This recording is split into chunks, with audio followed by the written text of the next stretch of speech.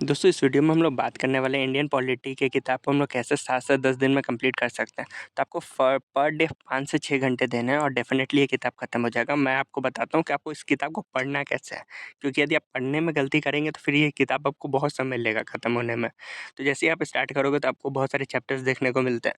तो आपको ये समझना होगा कि हर चैप्टर का हर लाइन आपको नहीं पढ़ना है। ये स्टोरी बुक नहीं है और ऐसा नहीं है कि आप इसको एक बार पढ़ के खत्म कर दोगे, ऐसा नहीं होने वाला। क्योंकि आप रिवीजन करने बार-बार आओगे इस किताब के पास। तो जब भी आपको पता है कि इस किताब के पास हमको ये लाइन दोबारा फिर से पढ़नी है, तो आप इतना दिमाग लगा के नहीं करना है कि अरे यार! हम तो इतना अच्छे से पढ़ेंगे कि लाइन बाय लाइन पढ़ जाएँगे, हर चीज़ याद कर जाएँगे, ऐसा नहीं होने वाला दोस्तों। तो हमें बस की पॉइंट याद करना है, जो हमें एग्ज़ाम में पूछ सकता है, सिंपल।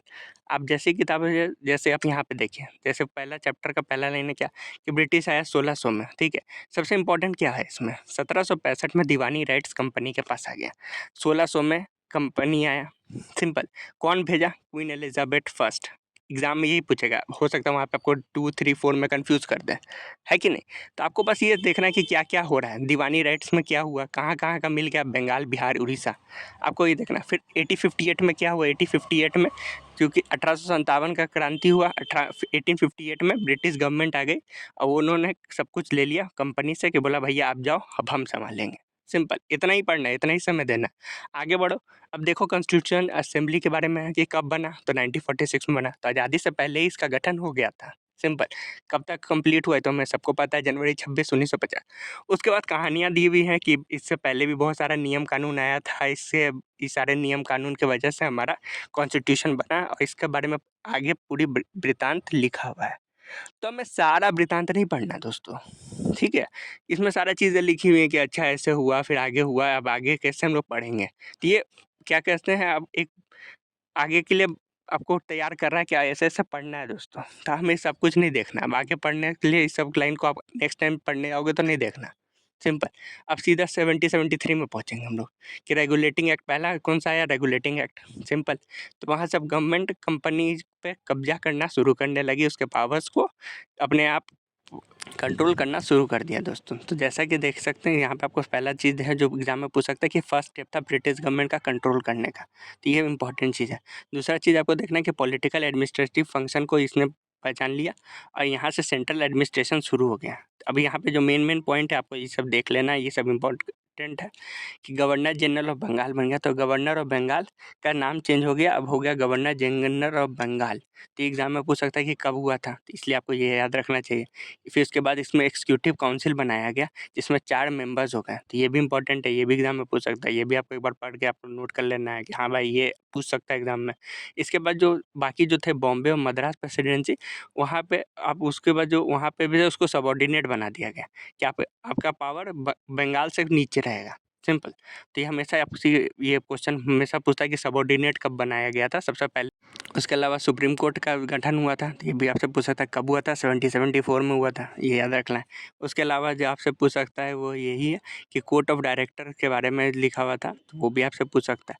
फिर दूसरा चीज़ अमेंडिंग एक्ट 1781, इसमें थोड़ा अमेंड किया गया था क्योंकि अब सुप्रीम कोर्ट और कंपनी के बीच में थोड़ा टकराव होने लगा था, तो उसके लिए ये हुआ था। आप इसको एक बार पढ़िएगा तो आपको यही पता चल जाएगा। तो आपको एक बार एक स्पीड रीडिंग करोगे तो आपको ये आइडिया लग जाएगा कि अच्छा इसमें सुप्रीम कोर्ट के पावर्स के बारे में बताया गया कि भैया सुप्रीम कोर्ट के पास क्या-क्या पावर रहेगा। उसका नेक्स्ट जो सबसे बड़ा था इसमें क्विट इंडिया एक्ट 1783, तो यहाँ पे आप देख लीजिएगा। यहाँ पे आप क्या-क्या चेंजेज़ हुआ यहाँ पे आप देखिएगा, तो यहाँ पे एक बहुत बड़ा चेंज यही है कि कोर्ट ऑफ डायरेक्टर और बोर्ड ऑफ कंट्रोल बन गया, सिंपल। इसके अलावा यहाँ पे और बड़ा चेंज कुछ नहीं हुआ। तो यहीं पे आपको एक बार इसको नोट कर लीजिएगा, यहाँ पे डबल गवर्नमेंट का शुरुआत हो गया। तो मेन चीज़ आपको जो पढ़ने का है ये यही है, बस। इसके बाद यहाँ से आपको आगे बढ़ जाना है। तो कोर्ट ऑफ डायरेक्टर्स को क्या दे दिया गया? कमर्शियल अफेयर दे दिया गया और बोर्ड ऑफ कंट्रोल को क्या दे दिया गया? पॉलिटिकल अफेयर दे दिया गया। तुम पॉलिटिकल संभालो, कोर्ट ऑफ डायरेक्टर तुम कमर्शियल संभालो, ठीक है? यहाँ पे ये पहली बार कहा गया कि ब्रिटिश पोज़ीशन है, ठीक है? यहाँ पे एक बहुत बड़ा चीज़ था जो इससे पहले नहीं कहा गया था कि ब्रिटिश का पोज़ीशन है या ब्रिटिश ही का है। आप कंट्रोल नहीं कर रहे हैं, आप बस चला रहे हो, ठीक है? एडमिनिस्ट्रेशन आप सँभाल रहे हो, सिंपल। तो ये चीज़ हमेशा कभी-कभी पूछ देता है कि कब पहली बार कब कहा गया था? तो पिट्स इंडिया एक्ट 1784 में कहा गया था। जब आपको पता होगा ना कि क्या पूछ सकता है, क्या नहीं पूछ सकता, तो आप बहुत तेज़ से पढ़ पाओगे दोस्तों। अब हमें लगता है ना हर लाइन ही इम्पोर्टेंट है। नहीं दोस्तों, ऐसा नहीं होता, हर लाइन इम्पोर्टेंट है। क्योंकि आप जब कहानी की किताब नहीं है कि आप एक लाइन छोड़ दोगे तो अरे यार! आगे का कहानी नहीं समझ में आएगा, ऐसा नहीं होता, ठीक है? अब धीरे-धीरे यहाँ पे पावर्स बढ़ाया जाएगा गवर्नर जनरल का। क्यों? क्योंकि मैसूर और मराठा बहुत बड़ा थ्रेट था और लड़ाई लगातार हो रहा था। तो यहाँ से उनका पावर्स बढ़ना शुरू हो जाएगा, ठीक है? अब यहाँ पे आप देखो सबसे इम्पोर्टेंट है 1793 के बारे में जिसमें लिखा है और लॉर्ड कॉर्नवालिस का पावर और बढ़ा दिया गया। यहाँ पे गवर्नर जनरल को और पावर दे दिया गया कि भैया तुम और ताकतवर बन जाओ क्योंकि लड़ाई का समय है भैया यहाँ पे उसको कमज़ोर नहीं रखा जा सकता। यहाँ पे पावर्स और बढ़ा दिया गया, कमांडर इन चीफ का पावर्स उसके पास भी था ही पहले से ही। तो यहाँ पे एक चीज़ और है कि 20-20 साल का इसको लीज़ दिया जाता था। हमेशा हर अमेंडिंग एक्ट के साथ इसमें 20 साल का बढ़ा दिया जाता है कि 20 साल आप और चला सकते हैं। तो ये लास्ट टाइम हो रहा था कि इसके बाद नेक्स्ट टाइम में ये हटा दिया जाएगा। तो 1813 में ये हट जाएगा, अबॉलिश हो जाएगा। जैसा आप देख सकते हैं 1793 में पहली बार लास्ट टाइम कह सकते हैं कि 20 साल के लिए बढ़ाया गया। 1813 का चार्टर एक्ट में आप देखोगे अबॉलिश हो गया है यहाँ पे मोनोपोली कि भाई नहीं अब मोनोपोली नहीं रहेगा, अब बाकी लोग भी आके इंडिया में ट्रेड कर सकता है, सिर्फ तुम ही नहीं करोगे, ईस्ट इंडिया कंपनी ही नहीं करेगा। तो यहाँ पे मोनोपोली यहाँ पे अबॉलिश हो गया था, ठीक है? ये पूछ सकता है आपसे, तो इसलिए आपको ये याद रखना है। फिर उसके बाद जो चीज़ था उसके बाद कृष्णा मिशनरी भी आ गए क्योंकि उनको भी कहना था कि भाई हम लोग को भी मौका दीजिए यहाँ पे आने का। वेस्टर्न एजुकेशन की बात की गई कि भाई वेस्टर्न एजुकेशन होना चाहिए। अब यहाँ तक में बहुत बड़ा कंट्रोल हो चुका था इंडिया में, तो लोकल गवर्नमेंट की बात होने लगी दोस्तों। तो ये भी एक बहुत इंपॉर्टेंट है कि पहली बार लोकल गवर्नमेंट की बात कब की थी? Charter act 1813। तो ये सबसे इम्पोर्टेंट एक्ट है अभी तक का। आपको यहाँ से ही ज़्यादा क्वेश्चन आपको जनरली यहाँ पे मिलेगा, तो ये इसको एक बार 2 बार रिवाइज़ कर लोगे बस बात खत्म। यहाँ पे फिर 1833 और ज़्यादा सेंट्रलाइज़ करता है इसके पावर्स को, ठीक है? यहाँ पे गवर्नर जनरल ऑफ बंगाल बन जाता है गवर्नर जनरल ऑफ इंडिया, समझ रहे हैं? अभी तक गवर्नर जनरल ऑफ बंगाल था, बोला कि नहीं भैया अब तो तुम गवर्नर जनरल ऑफ इंडिया, क्योंकि पहले ही से सबऑर्डिनेट था बाकी लोग, ठीक है? बॉम्बे और मद्रास। तो यहाँ पे और पावर दे दिया गया और बोला कि भैया तुम तो गवर्नर जनरल ऑफ बंगाल थोड़ी हो, तुम तो गवर्नर जनरल ऑफ इंडिया ही हो, अपने आप को इंडिया ही कहो, ठीक है? यहाँ पे आपको और सेंट्रलाइजेशन देखने को मिलता है। फिर एक चीज़ के बारे में आप देखोगे यहाँ पे उसके बारे में बोलेगा एडमिनिस्ट्रेटिव बॉडी के बारे में बात किया गया कि ईस्ट इंडिया कंपनी अब बस कमर्शियल बॉडी नहीं रहेगा भैया, अब आप एडमिनिस्ट्रेशन संभालिए, ट्रेड व्रेड छोड़िए, अब इतना बड़ा इंडिया आपके हाथ में है, बहुत बड़ा इसका एरिया है, आप इसको संभालिए। और यहाँ पे एक और चीज़ के बारे में बात की जाती है जिसके बारे में हम लोग को पता है, सिविल सर्विसेज एग्जाम्स के बारे में कि ओपन कॉम्पिटिशन होना चाहिए। तो अभी तक इसके बारे में डिस्कस किया जाता है। 8053 में आप देखोगे इसके बारे में और ज़्यादा बताया जाता है डिटेल में कि कैसे इसको चलाना है, ठीक है? तो अब 8053 में आएँगे तो यहाँ पे आप देखेंगे, यहाँ पे लेजिस्लेटिव काउंसिलर के बात कहा जाता है, मिनी पार्लियामेंट की बात कही जाएगी। अभी तक मिनी पार्लियामेंट ये सब के बारे में बात नहीं की गई है।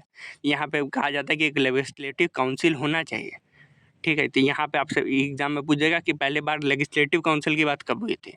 तो यहाँ पे हुई थी दोस्तों, ठीक है? यहाँ पे 6 नए मेंबर्स जोड़े गए, सिंपल। और यहाँ पे मिनी पार्लियामेंट की बात हुई गई। तो आपको एक बार आइडिया लग जाएगा, इसलिए प्रीवियस ईयर क्वेश्चन जरूर देखो दोस्तों, एक बार आपको आइडिया लग जाएगा क्वेश्चन किस तरह के आते हैं तो बहुत आपको ईजिली हो जाएगा। फिर सिविल सर्विसेज एग्जाम के बारे में मैंने आपको बताया था कि नेक्स्ट में आपको बताएगा कि किस तरह से ओपन कंपटीशन और अच्छा से कैसे होगा, रिक्रूटमेंट कैसे होगा, उसके बारे में बात होती है। अब बाद में इसके बारे में वही लेजिस्लेटिव काउंसिल कैसे चलेगा, इस सब के बारे में बात होकर खत्म हो जाता है।